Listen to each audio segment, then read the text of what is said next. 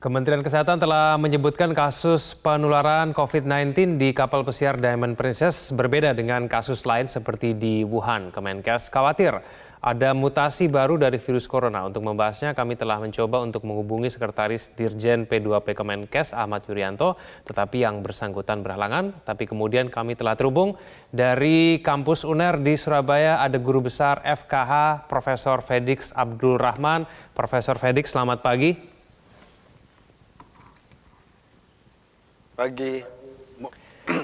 Ya, Pak Fedix, ini ada sejumlah kasus yang kemudian memberikan informasi bahwa ada yang terinfeksi COVID-19, semula dikatakan negatif, tapi kemudian akhirnya dinyatakan positif. Ini disebutkan karena ada mutasi virus dari virus corona ini. Ini kajian ilmiahnya, penjelasan ilmiahnya seperti apa, Prof? Iya. Saya kira akan saya terangkan mulai dasar saja supaya tidak terjadi polemik, barangkali itu lebih baik. Ya. Pertama, kalau kita lihat virus coronavirus itu adalah termasuk virus yang mempunyai gen, itu RNA. Tapi ada virus juga yang DNA. Nah, kita coba menerangkan yang coronavirus itu adalah RNA virus. RNA virus ini adalah virus yang tidak stabil, memang gampang mutasi. Nah, virus corona ini sebenarnya ada 4 kelompok atau genus yang dikenal dengan alpha coronavirus, ada beta coronavirus, ada gamma coronavirus, dan ada delta coronavirus. Nah, virus yang bisa menginfeksi manusia ini adalah yang alpha dan yang gamma coronavirus. Semuanya itu adalah sumbernya dari hewan sebenarnya dan terjadi mutasi sehingga bisa menginfeksi kepada manusia. Utamanya adalah yang yang beta coronavirus. Nah, kita lihat ke belakang bahwa virus SARS, kemudian MERS itu adalah semuanya adalah beta coronavirus, tetapi mengalami suatu mutasi. Tetapi ingat bahwa mutasi itu tidak semudah itu karena banyak varian di beta itu juga, ya.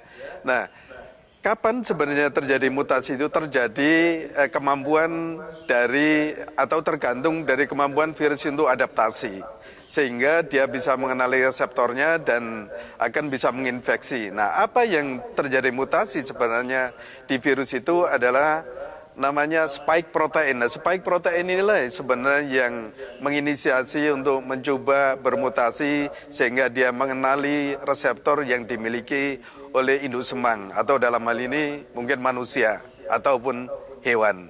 Nah, inilah proses ini sebenarnya mutasi itu, virus itu bisa mulai dari 3 sampai 3,5 tahun sampai 9 tahun sebenarnya.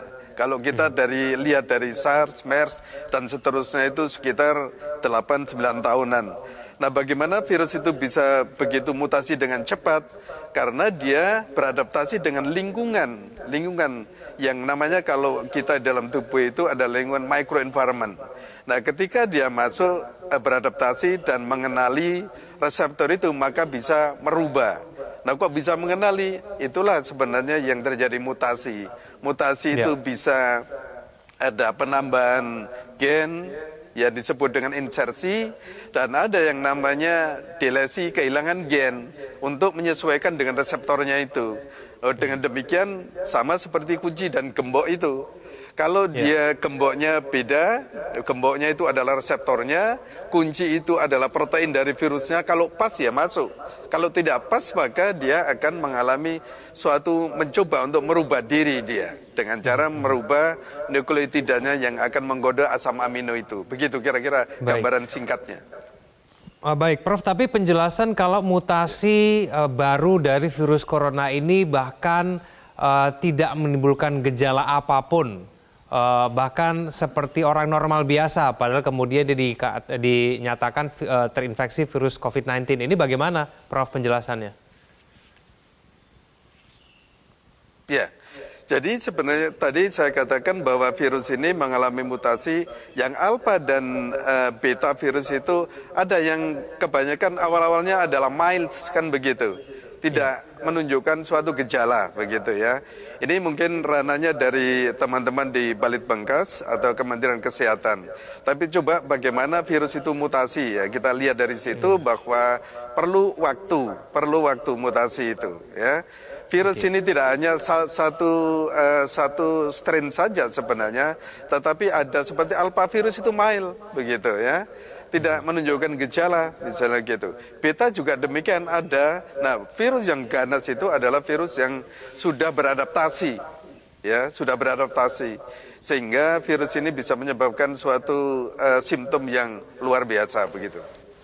Baik, Prof, apakah kemudian suasana dan situasi yang ada di kapal pesiar Diamond Princess yang mungkin dikatakan sempit, terbatas, lingkungan-lingkungan seperti inilah kemudian yang membuat mutasi virus corona itu berlangsung?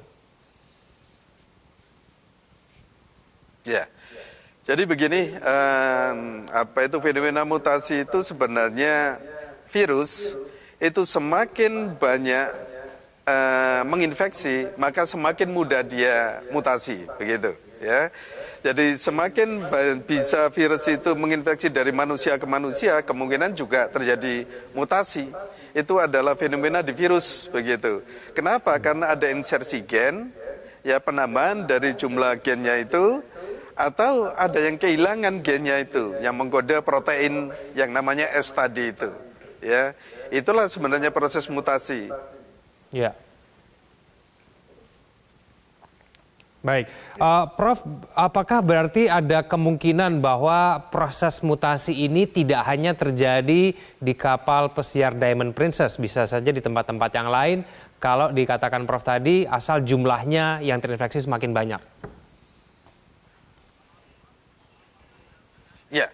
Bisa saja, sebenarnya virus ini mutasi kan tergantung, satu ada lingkungannya, dua adalah induk semangnya, tiga adalah di mana dia pada saat mencari suatu kehilangan dari induk semangnya, maka virus itu sebenarnya mencari induk-induk semang yang baru. Nah, induk semang yang baru itu memerlukan mutasi, dia bisa menginfeksi. Oleh karena itu saya kira harmonisasi antara hewan, lingkungan, dan human ini memang sangat penting.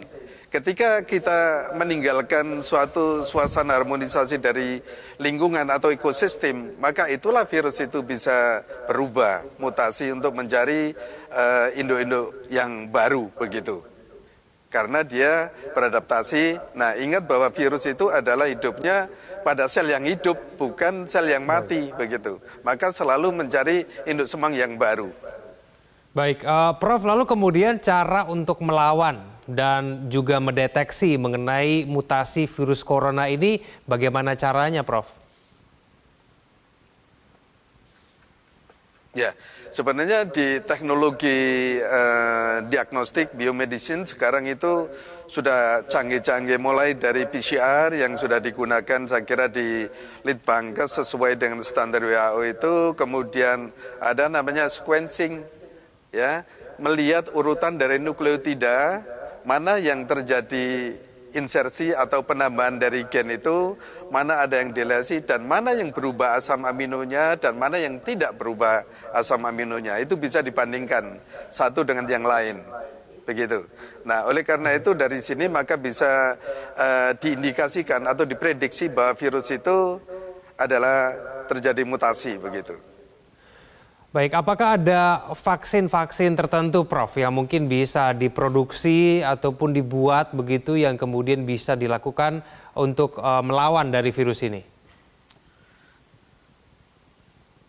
Ya, vaksin adalah memang bagus, tetapi ingat bahwa vaksin itu, kalau membuat vaksin memerlukan virus itu, kan begitu. Dan ingat bahwa vaksin itu salah satu suatu pencegahan, ya, untuk mencegah supaya tidak terinfeksi itu memerlukan suatu proses yang cukup lama, minimal 5 tahun sampai 15 tahun baru bisa digunakan untuk mencegah itu. Nah, bagaimana yang terbaik? Saya kira kebersihan dari kita sendiri, kesadaran kita terhadap penyakit ini, maka itu adalah sangat penting untuk mencegah terjadinya penyebaran penyakit ini. Baik, Prof, ini kan pemerintah sedang melakukan proses evakuasi terhadap WNI yang juga ada di kapal pesiar World Dream. Ini jumlahnya ada 188 dan sedang mengarah ke Pulau Sebaru. Kalau dari rekomendasi Anda sendiri, dan kita ketahui bahwa WHO sendiri sudah merekomendasikan bahwa masa pemantauan begitu observasi terhadap virus corona ini diperpanjang menjadi 2 kali 14 hari. Nah, menurut Anda apakah bijaksana kalau kita langsung melakukan paling tidak pencegahan dan juga pemantauan hanya 2 kali 14 hari, mengingat kalau kita cermati tadi virus corona ini punya kemungkinan untuk bermutasi cukup tinggi begitu? Ya, jadi sebenarnya kita bisa melihat dua sisi, satu dari orangnya itu sendiri dan satu dari virusnya itu sendiri. Nah, macam yang mana kira-kira virus itu yang menginfeksi, kan begitu. Kalau melihat dari situasi yang baru itu sebenarnya wajar saja untuk melakukan seperti itu. Karena ingat bahwa virus ini banyak variannya. Karena terjadi mutasi tadi harus menyesuaikan kita, kan demikian. Tapi semuanya itu kembali kepada saya kira pemerintah sendiri untuk mengambil keputusan begitu. Kalau dari sisi virologi wajar-wajar saja dari virologi ya. Karena itu terkait dengan masa inkubasinya dan sebagainya. Baik. Prof, kalau misalnya memang akibat dari mutasi virus corona ini tidak menimbulkan gejala apapun, gejalanya minim, orang yang kemudian normal tapi dinyatakan negatif, lalu kemudian bisa saja beberapa minggu kemudian dinyatakan positif, apakah kemudian masyarakat lain yang belum terinfeksi, cara mencegahnya juga sebaiknya berubah? Tidak cukup hanya kemudian menggunakan masker, sering mencuci tangan, dan kemudian menghindari dari kontak secara langsung, atau seperti apa, Prof?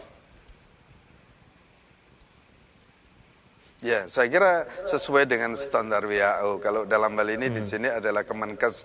Saya kira itu semakin kita disiplin dalam menjaga kebersihan, semakin baik begitu. Baik, Prof. Felix, terima kasih telah bergabung bersama kami di Metro Pagi Prime Time. Selamat pagi, Prof.